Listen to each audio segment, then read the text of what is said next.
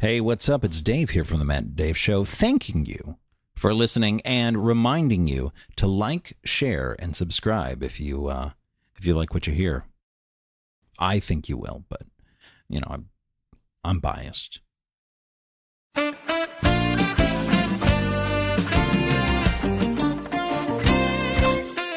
He's Dave. I'm Matt, and this is the Matt and Dave Show. Woo! Once again, you're like lifting your arm up in celebration. I am lifting my arm in celebration. I said, he's Dave. You're like, yes, I'm Dave. That is accurate. That is my name. You got that information correct. Woohoo! If you were fact checking the show, you would not find anything wrong with that statement. I had 50-50 chance of getting that right. You did. You really did. You're either Dave or Matt. That is a good point. And I'm or pretty it could just sure be like a pseudonym because we talk about controversial things. We do? No. We really don't. I think we sidestep the controversial things. We really as much do. as we can. Yeah. I did make fun of Alex Jones once. Oh, nope. Not even going to go there. Wow. That's not what this show's about. Look, I didn't make fun of his politics. I just made fun of the dude. It's true. That's a good point. I mean, he really does kind of. I mean, come on.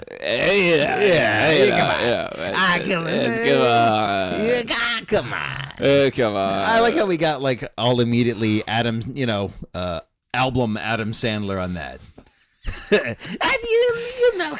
on. He's got some cock and some balls. I can't believe you actually said that. You got the leaf tickle his Don't schlong. do that. Don't go there. Come on, Mom, you're being gross. It's too. What? You got to get the cock and balls. No. That's too much. That's too much for the show. You know what? As much as we curse and that's fine, you know, we get all nasty. We don't really get like dirty. I get really dirty. We don't get Adam Sandler play with your cock and balls dirty. Well, clearly we do. Come on. Well, you know what? The funny thing is, like, as much as I'm just not a massive Adam Sandler fan, yeah, I do his voices very well. Like I do his voices of a person that's a way bigger fan than I actually am. How's that? Huh?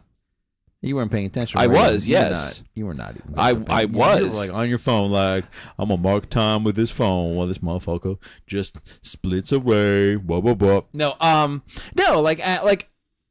do what I feel. Mm-hmm. I'll say it. I feel like I do a really good job doing all of his like different characters and stuff. You do. But my fan level is not that high.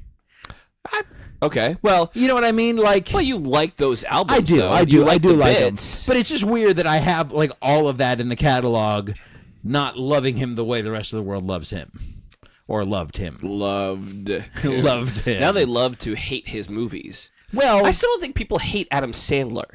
I think they just hate his work now. No, you know his what? Netflix work. His choices.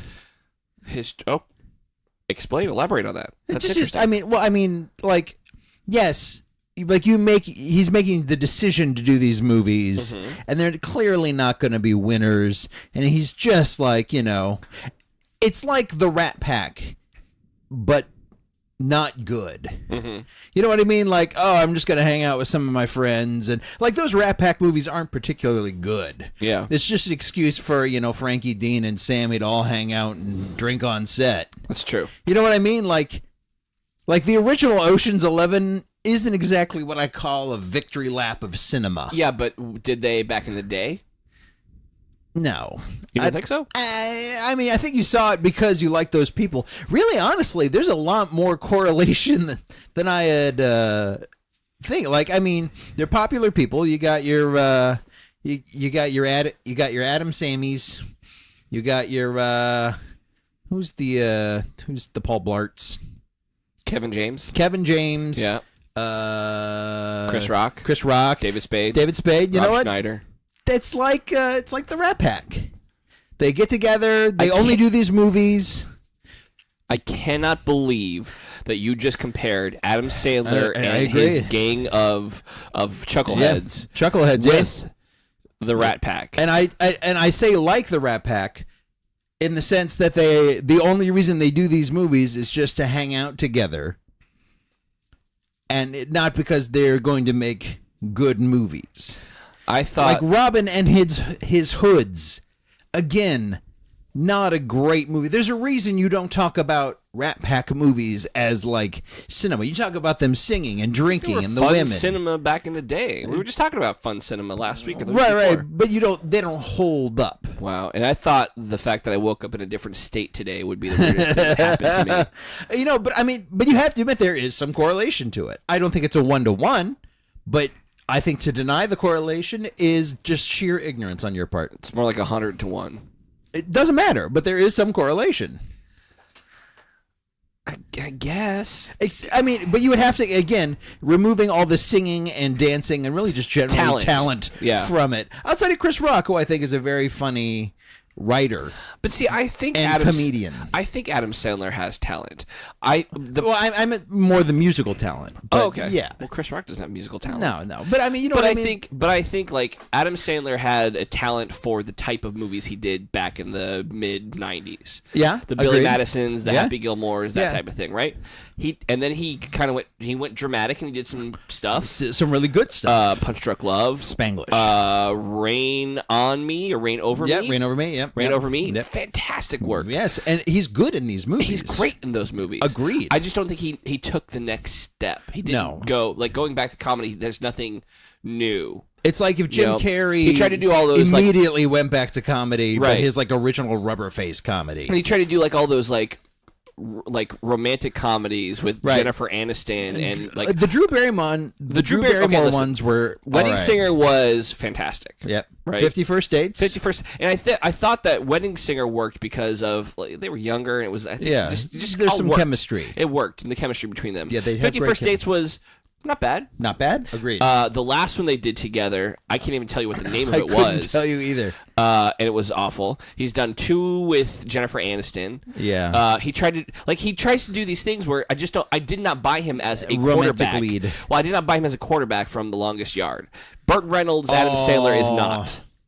No, he's actually, not. The funny thing is, I really like the Longest Yard remake. We're talking about Adam Sandler though. Yeah, no, okay? I'm saying, but like don't buy him as a romantic interest of Jennifer Aniston or Brooklyn Decker. Okay, I don't even know who Brooklyn Decker is. She's like a supermodel. Oh, okay. She turned actress or whatever, and she's really, really attractive. And if you saw her, you'd be like, her. So yeah, there's that. I think that's the problem with Adam Sandler. I really do. I think that is. Now, I had not seen his the movie that's on Netflix that he did with Ben Stiller and Dustin Hoffman and I think Jane Seymour. I have no idea. From West Wing, she was the mom in I, Tonya. Oh, yes. Jane Seymour. No, not Jane no, Seymour. It's not Jane Seymour. Isn't that Dr. Quinn? Yes. What is her name? It's Dr. Quinn, Medicine Woman. Yeah, who am I thinking of? Oh, God. I know you're talking about. Janney. Something Janney?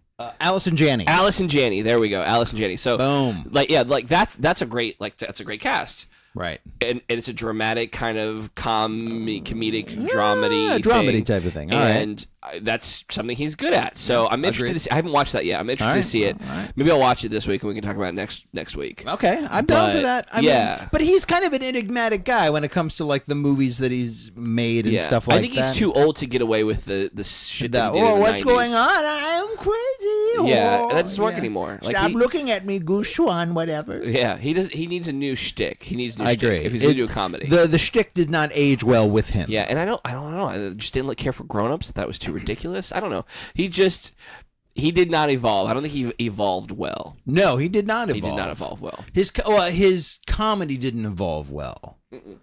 Like, I agree with you. It's not his chops. Like, the guy's got chops. Yeah. But his shtick, his comedy act did not evolve. Agreed. At all. Agreed. Yeah. Agreed. I think that kind of hones in on it. I agree. I don't think it's a lack of talent. I don't believe it's anything else. I just think he was like, well, I'm going to ride this horse till it breaks. Yeah. And I think it broke. Yeah, I think it broke a couple movies ago. Yeah. After the ridiculous 6. Is that what it was? Or maybe even like Grown Ups 2. I would say Grown-ups. Grown-ups. Yeah, well. Or what was the arcade outer space one? Oh, Pixels. Pixel. I maybe. You know, I don't even remember. I don't even think I watched that because I heard it was so bad. It looked awful. It didn't look awful. Yes, it did. No, I don't think it looked awful. I thought it looked interesting. It was an interesting concept. I think it's an interesting concept, but the fact that they took an interesting concept and made me want to go nowhere near it. I mean, maybe it was just bad marketing. But This coming from the guy who said he enjoyed Rampage last week. I did enjoy Rampage. There you go. You know, want to know something? Rampage was better than Pixels. Did you see Pickles? I read the synopsis of Pixels. So you can't make that statement. You know what? I can make But that there are a statement. lot of movies that you can make that statement about. I can make that and say statement about movies. Pixels. I can't remember if I saw it or not. I want to say that I did see Pixels. I don't, but that's the thing. Like, I don't remember. So Yeah. it's very easy to not remember the I things would say that you saw. Pixels. I would say maybe Pixels would be the point of divergence, if you will. Well, whatever. Yeah. I mean, to each his own. I want to talk about a movie that you did enjoy. Oh, please. You told me while I was away. Well, you actually didn't tell me. You posted that you were going to. Oh yeah, I was watching it. That you were watching it at 2 a.m. Which is an awful idea. Were you watching it here in the office? Yeah, I was watching it here in the office. So you're watching it here at 2 a.m. Yeah. You watched the new It. You finally saw it. I saw it. Well, give me your thoughts. We talked briefly, but I want to know in detail. What'd you? I dug it. So now, and part of me I really wanted to watch this with somebody because I tend to get less scared. So first and foremost, I'm a scaredy cat. You've read It, the book. I've not read It, the book. You haven't? No, and I'll tell you why. Because so a friend of mine told me a story. He's like, because I love the miniseries. I saw the miniseries as a kid, and I just loved the miniseries. I thought it was amazing. As the did Tim I, Curry, yeah. The Tim Curry miniseries. John Ritter, Seth Green, awesome, just amazing. True.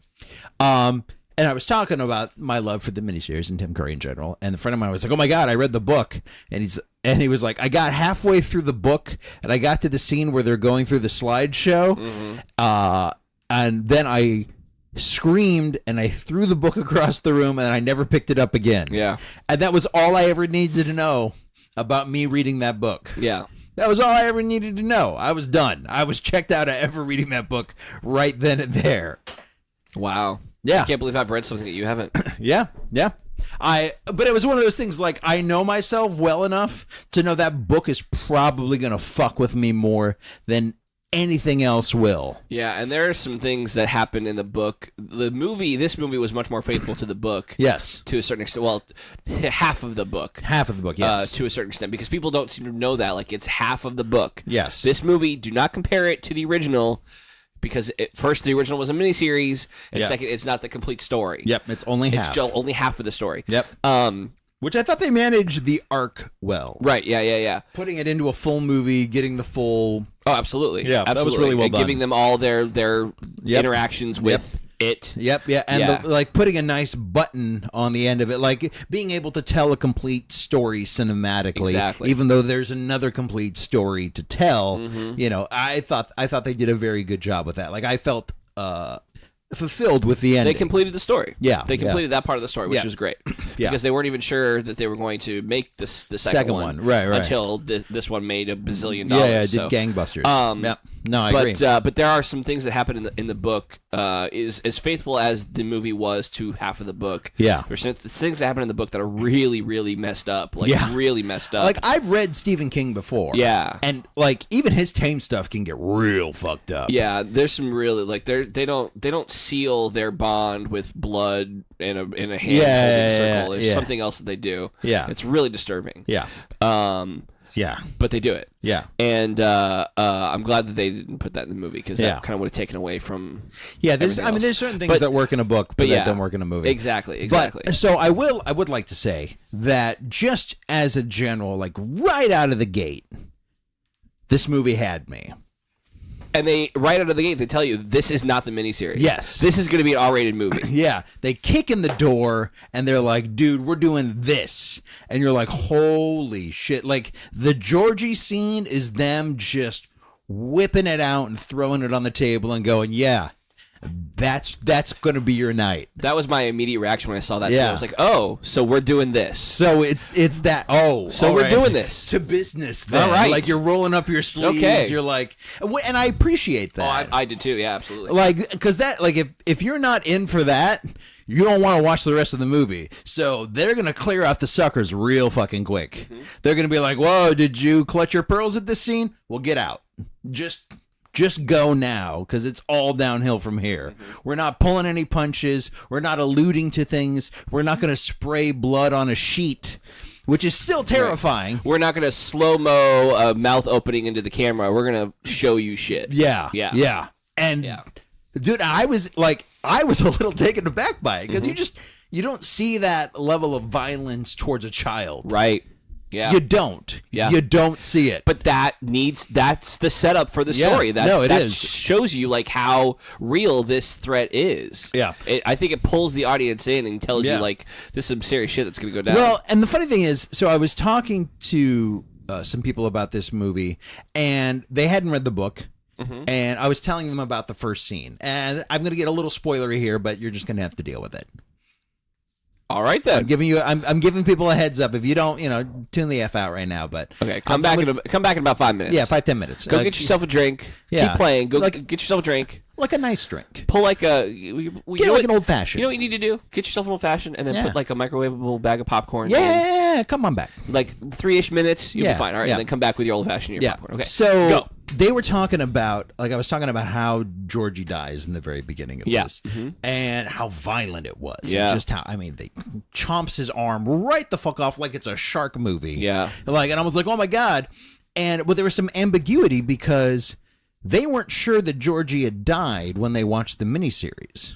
Really? Yeah, because it doesn't actually show anything. It shows Tim Curry baring his teeth, and then he disappears. Oh wow, okay, yeah. Then they have the poster of the missing poster. Right. So you're really not sure that he's dead and eaten and consumed and floating. Right. Whereas this takes a lot of that ambiguity right the hell out of it. It does. Even if that kid lives, P.S. he didn't. You don't chomp the arm off something and then not kill it and eat it. You know what I mean? That thing is built for consumption. Mm-hmm. It is built for consumption. That's the whole purpose of it. And it eliminates that ambiguity, which I didn't feel that ambiguity when I watched the miniseries. I didn't either. Maybe because we were so young. Yeah. But a lot of people did. They were like, no, I thought Georgie was cool. And you find out later that he's not. I'm like, no, dude, that kid dead. Yeah, that kid dead. He's floating. He's like a buoy on the water. That kid is floating, but in the air. Yeah. But I liked that. I liked that stamp. That this is what we're doing. This is how we're doing it. Boom. Let's go. Yeah. Let's take. And I cannot emphasize how much I don't like scary movies. Yeah. I don't enjoy the sensation. Really? It is not my thing at all. Occasionally I will watch a scary movie because I hear it's a good movie. Mm-hmm. I will go in spite of it, but I don't like the sensation of being scared. Mm-hmm. I've been scared before. I will be scared again, but it's not something I seek out. Sure, I understand. Yeah. And a lot of the stuff is just cheap jump scares. Normally, yes. I didn't think that in this movie. There were a couple. But horror as a genre, sure. A lot of the times, I'd say 75% is just music drops and I got you, bitch. Right. Got you, bitch. Which was my problem with the Rob Zombie Halloweens. And I've talked about it before. I've bashed a million times. But a lot of got you, bitch. A lot of got you, bitch. And the originals weren't like that. They were like the bad dream where something is coming at you and you can't get away from it, but you see it and it's coming at you slowly and you can't get away, and that's the terror. Yeah. That's the horror part. It's not the boom, got you, bitch. Got you, bitch. Yeah, and this one has 2 or 3 of those. Yeah. But mostly it's just the creepiness. Yeah. It's the You know what else? You know what else really kind of creeped me out in that scene specifically was the adult. Yeah. And how they do that a couple of times. Yeah. Where the adults don't see things. Yeah. Or they choose not to see it. Or they're choosing not to see it. Yeah. They're like, they're just ignoring it. That's a pool of blood. But we're Sometimes they can't see it, and sometimes they choose not to see it. Willfully ignore it. Willfully ignore it. And they touch on those themes as it's going on through the Munchausen stuff, and like it's cool. It's really, really cool. And I'm not going to give a lot away, but like the other thing I really enjoyed about it was the special effects. Okay. And the choices they made with the special effects. When some of them were practical and some of them were special effects. Some of them practical, but I mean, just what they were doing with some of the stuff. Like the scene where the clowns, and this was in the trailer, the clowns doing like the kooky dance. The dance and the thing. Yeah, but they did a cool thing with it where it's they motion tracked his head throughout the whole thing, so his head stays the same. Focused, and just the chaos around him is shaking, and the hellfire background and stuff like that. But you're sitting there focused on his head because it's the only consistent thing in the frame as they zoom in on it, and that's a wonderful use of that technology. It really is. It's a cool choice. Yeah, like they made a lot of cool choices about it. I liked what Bill Skarsgård. Bill Skarsgård. Yeah, I loved his choices. Right, so this was my question for you too, because I know how much of a Tim Curry fan you are. Massive Tim Curry fan. Not just Tim Curry, but Tim Curry is Pennywise fan. Yes, very much so. So I was curious in what you would think of Bill Skarsgård's Pennywise, because the original Pennywise is so near and dear to your heart. He is. He is with everybody. So, like, I mean, remember when the pictures came out, they were like, oh, he doesn't look anything like Pennywise. Yes, like we both thought it was kind of a cool look, it's like a different choice. But it's like the Heath Ledger Joker. Yes. Like, there is an iconic iteration of this already on screen that you're not going to live up to. Right. If you try and do the Jack Nicholson Joker, you're going to lose. You're going to lose. You have to do something way the fuck out there and do it, which is exactly what he did. And he did it well. Like, I will equate it to that level. It's like the Heath Ledger Joker of Pennywise. Sure. Like, he really cut his own path, made his own vocal choices. And he was also helped by a lot of the special effects and stuff that they were doing. Like, there was just cool things that they could do. And he was just unsettlingly creepy in a different way. Like a lot more, like he was a little higher pitched in tone. Yeah. Which was neat. Yes. Like, a little more childlike. Yeah. In his, innocence and stuff like that. The costume choice being a much older clown. Yes. Like a Victorian era clown. Really just, that tells more of the story. Makes him feel like a really old. Yeah. Like he's been doing this a minute. Yeah. Like it's been there. And then the funny thing is, though, so when they put him in a Victorian era garb, like I immediately go, well, how long has he been doing it? Yeah. Like, when did this, I was like, so what started this? Right. Like, if he was booned into existence in the Victorian era, it was like 1850s, 1860s, something like that. What caused that? Did he have like a mommy and daddy psycho clown that fucked in the sewer? Like, well, how does this happen? And that's part of the terror of it. Yeah, is that you don't know. Yeah. Which is one of the things I love about the Joker. Yeah. Like you just don't know where he came from. You have no idea. And I do actually want to circle back to the Joker. We didn't talk about the Joker movie because I actually had a thought about this on the plane today. Oh, okay. But yeah, I mean, I agree with you. Like, I think putting them in that old era garb really kind of just spoke to, like, he's been doing this a long time. Yeah. And even going back and showing the pictures in the history books really didn't sell it as much as his costume did for me. Yeah, I think those two things married together really just helped kind of hit the thing home. And that was one of the things after I saw that movie. I was like, I never really thought about that about the original. He was very much in a 90s clown get up. Yeah. So how could he have been doing this in the 50s dressed as that? Yeah. Yeah. And that was the other thing that I liked about this movie, and I mentioned this to you, that I appreciated the fact that the different time, the different eras that they set it in, because when the book was written, it was written in the 80s. Right, so it set it in the 50s. They set the kids as the 50s and the adults in the 80s because that was today. 27 years, yeah. So now they had to set this movie in the 80s right. Because of the time, and it really didn't feel that different. No, it didn't. It felt, and I think that's the great thing about how this movie will hold up through the times. I don't think that the miniseries holds up very well. No, I don't think it holds up. I don't think it holds up. I would have to rewatch it. I've watched it. Oh, recently? And, yeah, I was kind of bored with it. Really? It didn't scare me at all. Really? Yeah, it didn't scare me at all. I was kind of bored with it, and it just didn't feel as timeless. This one feels a little bit more timeless. Like it'll hold up. At least this one. I don't know how Chapter 2 will do. Right. But at least this version will hold up, I think, for very many, many, many years. Yeah. So, but no, I really appreciate it. It didn't take anything away from me, and as long as they don't have too much technology in the new one, and they don't tweak too much stuff, I think that the setting will. Plus, I think it needs to be set now to make us feel more afraid. Yes. Of this thing. Yes.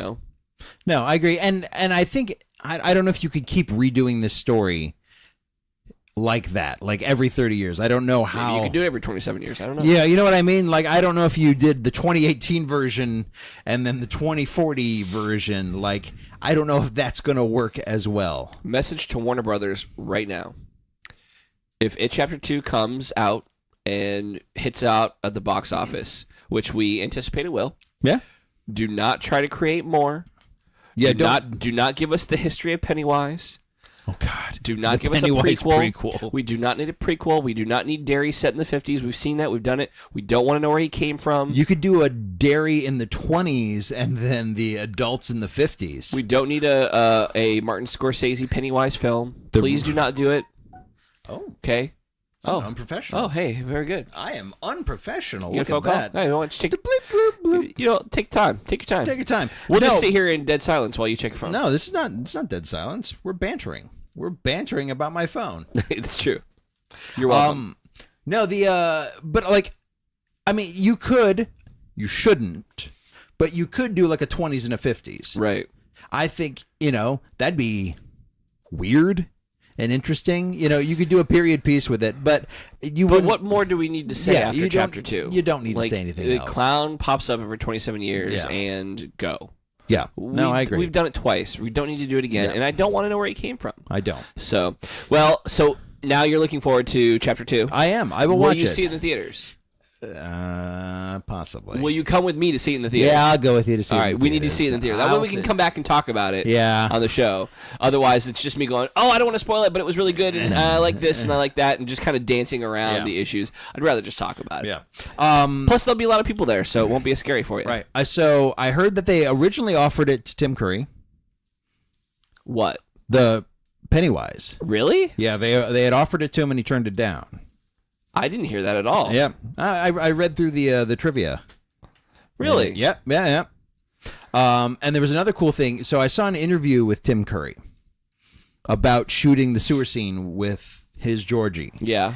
And it was like at a symposium or something like that. It was pretty recent. Mm-hmm. And he was telling the story about how the child actor was like, Tim.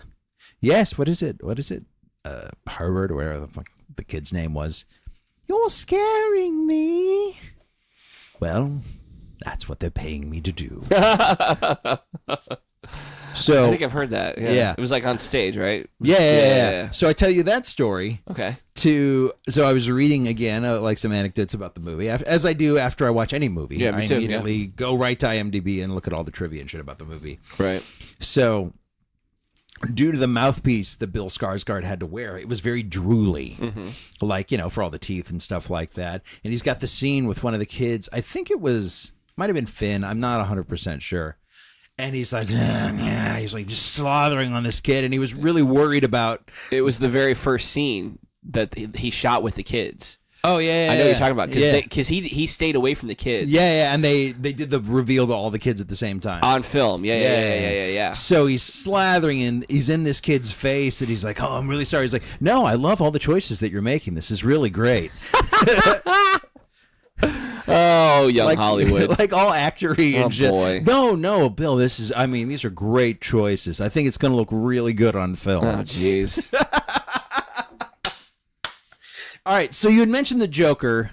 Like, I think this segues nicely into that. We had mentioned some of the parallels. Well, what's your What's your beef? No, I don't have a beef. Oh, you don't? I don't have a beef. This is Sans beef. No, so I think majority of the internet has beef with this Joker movie. Joaquin Phoenix is going to play the Joker in a Martin Scorsese directed or produced? Yeah, no, one of those. produced. Martin Scorsese is producing it, and Todd Phillips is directing the Joker movie.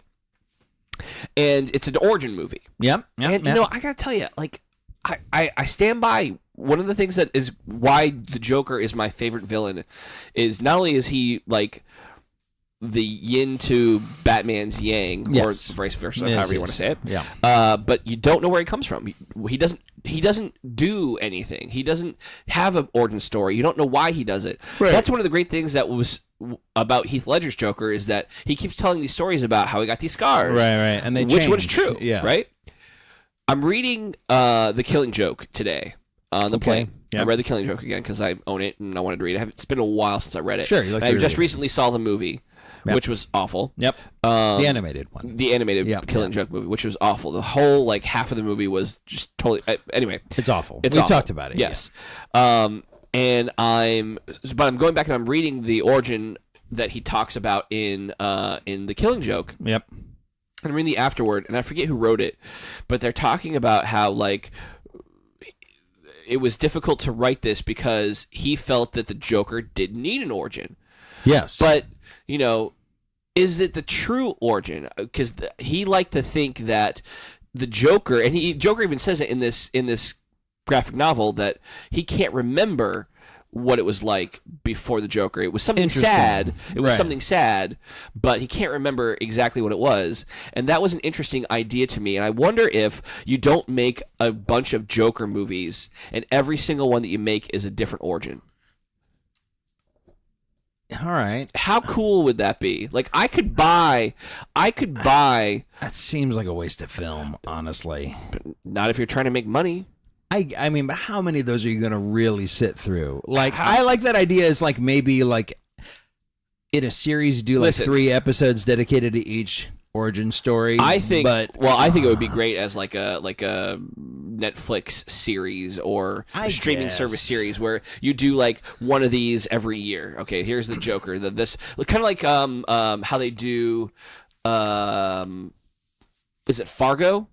Like it's a different cast every year, or like True Detective. True Detective. Thank you. Yes. Yep. So like, just do a different Joker origin story like every time with a different guy, and like show how he became the Joker. But it's all I could buy that. See that I could see. I could see that. But I'm holding on to this because it really helps me want to watch that movie. Well, it sells me a little bit more on it, and I can go, okay, so.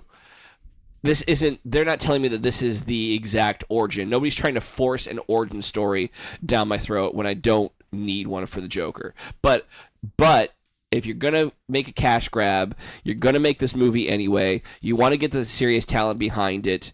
You're not gonna make it part of your DCEU, whatever it is. Right. You know, there are plenty of other stories out there, like The Dark Knight Returns is a one-off, and all of these other things are one-offs. And graphic novel, there's a Joker graphic novel that is just the Joker. There's the Killing Joke that's just the Killing Joke.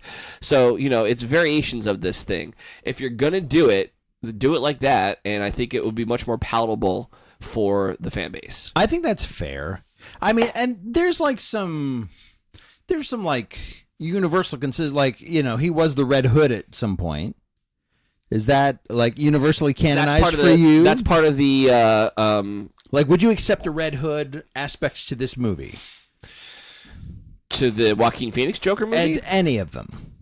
Like, or if they said this is canon, like, you know, if they made a I don't want it to be canon. All right. That's what I'm asking. That's what I'm asking. Yeah. I mean, I think that the Red Hood is one of the origins of the Joker. Right.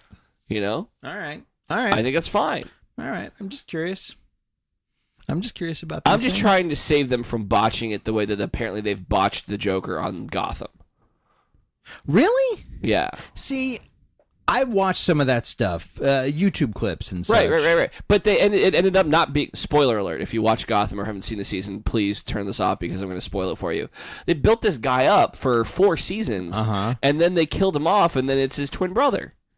That's who the Joker is. Yeah. Like, they went through this whole process of, like, okay, this guy is creepy as fuck. He's got the laugh. He's got the smile. Yeah. He's cut his face off. He stapled it back on. That's something from the comic book. Yeah. I mean, it doesn't fit within the time frame, but whatever. Yeah, we'll buy. Or, Yeah. he goes through, gets crazy, gets the smile, gets everything. Like, he looks like the Joker, and then he's dead, and his twin brother, takes over. It's like, I didn't hate that. Kind of silly. Oh, I didn't hate that. And I'll tell you why I didn't hate that. It was a twist for the sake of having a twist. Yeah, I agree with that. Yeah, I'm not saying I won't think it's cheap at times, but I think the reason I didn't have a massive issue with it was I thought the kid's performance was compelling. It was. Like, it was. I think that his performance carried it through that. From what I saw, again, I didn't watch the whole series. I didn't see any of that, but I thought from what I saw of his stuff, was it Jerome, right? Jerome, yes. Yeah. Like, I liked it. I enjoyed it. And you know what? It's not canon. It's just Gotham. It is. I know. And I'm trying to I'm really clinging onto this whole, well, you can tell separate stories inside the canon. It's not canon. Right. It's just Gotham. It's just Gotham. I still have no desire to watch it. And that's fine. That's just not me. But I'm not going to diminish that kid's performance because that kid's performance was really. I'm not saying that. I'm just saying that the creative choice to not make him the Joker just because everybody was saying he was the Joker and you wanted to give us a twist. It's cheap. It is a little cheap. It's cheap. But it's silly. You wanted something, and it turned out to be the worst twist ever. Look. Before you. Allow me to tell you to put down your rock in this glass house for just a second. Okay. Because you have seen, I'm almost positive, just as tropey cheap writing on some of the superhero shows that you actually like usually in the CW reign, but it's his Earth 2 version, not the Earth 1 version, or you know what I mean? Like, they've used it before, and you haven't had as big a problem with it. But that's something that that is something that you do. That's in the comics. That's something that is already established. It's canon. It's what I'm. It's not the same. It is not. You're not creating. You're not saying. You're not giving me a character and saying, "Oh, this isn't the same guy." That's what they've done here. You got me flustered. I don't know why. Yeah, you're a little flustered about this. Well, I am, because it's not the same. It's not the same, Dave. It really isn't. It's not Amway. It's Confederated Products. No, it's not the same. They don't look. They're not setting up characters for. Hold on. They're not setting up characters for 3 seasons and saying, "Oh, I'm going to die, but I'll come back by bringing." Actually, they did do that in Arrow. They did do that in Arrow. Yeah, they did. But they never said that. How many Harrison Welleses have there been? That's kind of the running thing on that show, though. Maybe it'll be the running thing. It's on not this. the same. It's not the same. It's really not. Maybe you're not throwing a rock, but you're definitely chucking the pebbles at some glass right now. Let's put our pearls down. I respectfully disagree. I'm sure you do, because you fuck that. I disrespectfully disagree. Fine. Doesn't make you any less.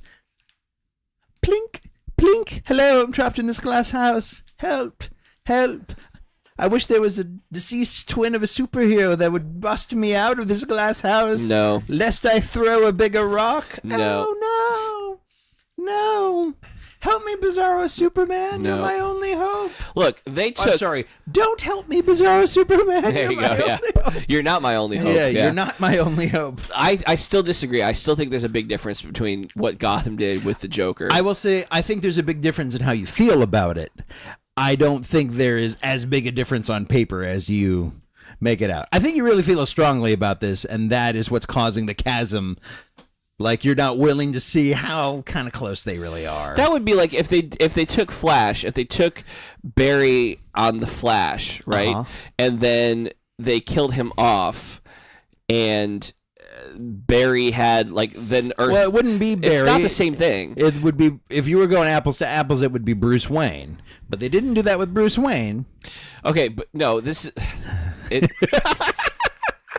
We're not doing Bruce Wayne to Barry. Those are the protagonists it's not of the show. Same. It's a villain. They spent wait. Hold on. Villains or heroes? It doesn't make a difference. Is it there really more doesn't. than one villain? No, it doesn't on make each a of the difference. shows. What I'm saying just curious is about they this. spent 4 seasons building up.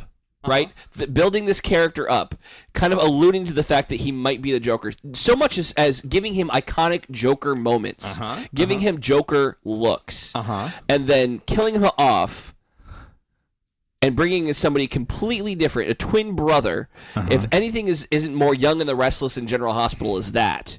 But that's comics, man. I don't know what is. You're right. You're absolutely right. Comics are nerd soap operas. Yes, they absolutely are. They absolutely are. I will not disagree with that. I mean, But come on. but I find It's not Jean Grey. It's Madeline Pryor. But you know that clone made by But Mr. you know Sinister. that TV nowadays thrives on twists and shock and awe. I agree. I mean, Like I said, it's a twist. the only reason why people still watch The Walking Dead is because they're waiting for who's going to die next. It is ironically dead porn. We know what it is now. Yeah. We know what it is. It's You know, character death porn. After Game of Thrones killed off a character in the first season who Yeah. was built around there. Yeah, Those of us that didn't read the book first, Yep. Didn't know. So it was shock and awe, and that got everybody talking. It Yep. it created a buzz. buzz on Yep. social media. So now everybody does it, right? So that's why Gotham went this route of building this guy up, building him up, building him Sure. up, not telling us who it was going to be. They specifically did not tell Right. us who They the Joker was going to teased be. you a little bit. Right, but they did not. Well, of course they didn't tease you. They threw it teased right in your fucking face. Oh, yeah. Oh, watch this guy laugh. You know what? Watch this guy who has the same head shape and the same look as the Joker. Watch what he does. I'm going to let you on a secret. Go ahead.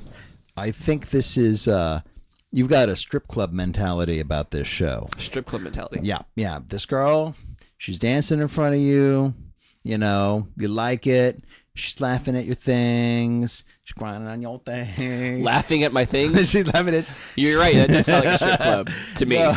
But you know what I mean? Like, you're like, yeah, but she's not into you, and you're let down. You got some frustration. You have some expectations that are not going to be met. Even though.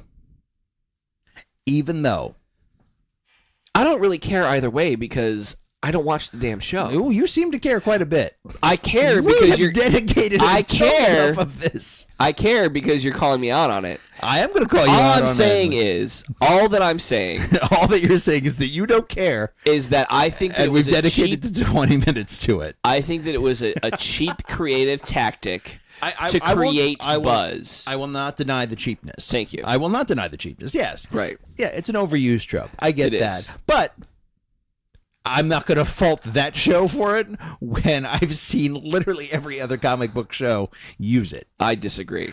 I disagree 100%. Well, I'm fine with that. I've not seen anything the like dead that. twin. Oh, that exact moment? No.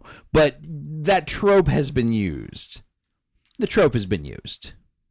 I disagree. We're gonna agree to disagree. Disagree. But I do want to talk about something because you brought up something very special. Character death. Okay. So I was having a discussion with my wife, who I love very dearly, because we just finished watching the new season of Orange is the New Black. Which I don't watch. You don't watch, which is fine, Okay. because this is a means to an end. Okay. So they get up, a lot of them, it's set in a maximum security prison now. It's not a huge spoiler. But so they've switched prisons. Oh shit. Okay. Yeah. Wait a minute. All of the same characters are in this new prison? No. Okay. Yeah. But it's a little more hardcore now. Okay. Right. It's getting closer to being more like Oz for women? Bingo. Really? Yeah. Very light. You know, it's more of a comedy than it is. You know, A hard drama? Yeah, a hard drama. Okay. Way more of a comedy than it is a hard drama. But they're in a different life and a different style, and different things happen. Okay. So we were talking about character deaths, and I was like, "Oh my god!" You know. So I started talking. You know, I talk about Oz a lot. Like Oz made a very indelible mark on my TV watching psyche. Right. Because it was the first show I'd ever seen that did a lot of the shit that's just boring and commonplace. Now, like killing off main characters. Right. It was like Oz was the first show to do it. That I remember, yeah. You like characters that you had been invested in. Like 4 seasons in, you're like, oh yeah, we're good. Let's just see how it goes. And they're dead. Yeah. Like, I mean, Tom Fontana, the guy that made it, like he was like, I had to end the show because I ran out of ways to kill people. Like, it was murder porn. Like, they killed off characters left and right. Guest characters, regular characters, the fucking narrator, dead. Yeah. All of them were dead. And it's weird to see how television now has cycled around back to that. Agreed. Like, what was so like innovative and controversial, like same-sex relationships, normalized same-sex relationships, like not just like creepy, rapey prison stuff, but love, trust, betrayal, all of that shit done in I think it was like the 90s. It was the late 90s, early 2000s. Yeah. Like HBO, the 90s, like really like this under the fucking radar show that not a lot of people watched, that launched some serious careers to do it. Edie Falco got her start on that show. She left halfway to do The Sopranos. The fucking insurance dude. Yes, J.K. Simmons. Actually, both of them. Not J.K. Simmons. I was talking about Ryan O'Reilly. Yes. What is he? Disaster? No, Mayhem. Mayhem. Yeah. What insurance company is that? I don't even know. Is it? It's not Progressive. I think it is Progressive. Is it Progressive? No, it might be. But so the irony is, so the farmers insurance guy, J.K. Simmons, and J. Johanna Jameson. Yes, and Mayhem, who is he and his brother both acted. I'm blanking on their name. The dude from the Apples guy from Good Will Hunting. Yes, that's his brother. That's his real life brother. That is his who played real his brother life on the show. On the show, yeah. So I mean, a lot of people.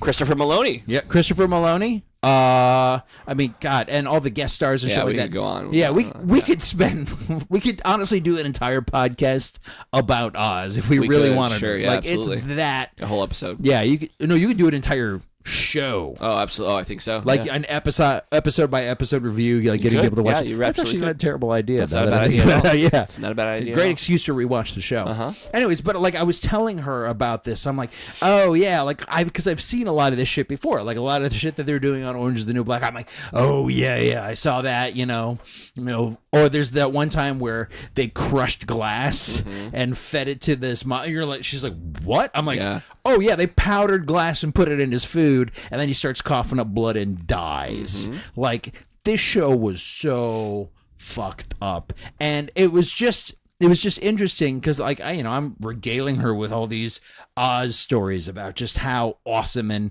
violent and terrible, and how it seems so commonplace now. Sure, yep. Like how in every show is now, but it's just this like it's this unappreciated grandfather that I like to take the time to celebrate whenever I can. Like like it's like what was it? What's the line in Stand By Me? I'm like, my father stormed the beaches in Normandy. Like, that is my Oz. Like, I'm like, guys, you don't fucking know what you have. Because this show existed. Right. This show fucking fell on the wire and let all these other shows across. It made it okay for all this shit that you're fucking, all this character death porn that you're jerking off to now in social media exists because of this show. That's very true.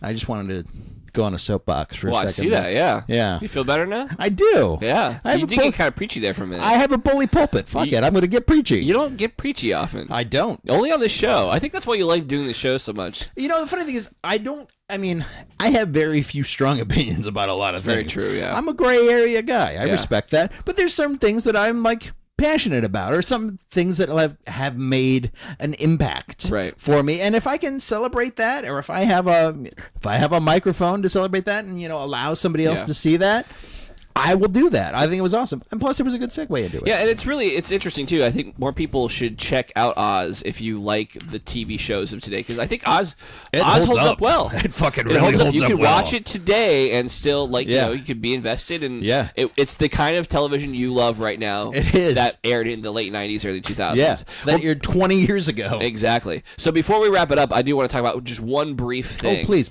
You know how Leslie Jones live tweets movies. Love Leslie Jones. Leslie Jones. She's coming to town, dude. What? You didn't know that? No. She's coming to town. Yeah. We have to see her. Tampa Improv. We have to see I'll her. I'll throw her a fucking bone. All three people who are listening here, one of which doesn't even live in the state. Yeah, she's coming to April. I think it's August 26th. Holy shit. She's going to be at Tampa Improv. I want to go out drinking with Leslie Jones. Yeah, I do. I want to go. I want to go hang out and see what happens. But maybe we'll make that happen. Anyway, so she live tweets movies. And if you've ever seen any of her bits, like she also live tweets, I think, The Walking Dead or Game of Thrones. Something like that. Game of Thrones, yeah. But she's hilarious. So Yeah. she didn't see Infinity War. Right, and she saw it when it was on, just because it just got released for digital. Sure, yeah, and there's been so much, like, people are, like, watching there's so many stories that are coming out, like, every day on my feed of all the nerd stuff, it's like, Russo Brothers confirmed this, Russo Brothers talk about this, hey, there was a deleted scene to this, because everybody's been watching the director commentary for the digital version. So she finally watches Infinity War, and spoiler alert for the end of Infinity War, if you haven't seen it, we'll see you guys next time, shut the show off. 3, 2, 1, okay, there we go. Yeah. So, nice. she's tweeting, and she watches the end credit scene. Yep. And she's like, who did Nick Fury, Sam Jackson just text? Who did he just tweet? Yeah. Brie Larson comes on. Oh, that's awesome. And she replies, says, new phone, who dis? Done. It was killer. Yep. It was awesome. Yep. That's like, I love when, like, that's what social media should be used for. Yes. To bring those things together, like just to kind of celebrate, have fun. Yes. You know, absolutely. Don't need to hate, just have fun. The fact that Brie Larson chimed in, it's fucking brilliant. Yeah. She also was like tweeting about Captain America, and Chris Evans came back and tweeted at her. Oh, yeah, like yeah. that. There's a little banter there.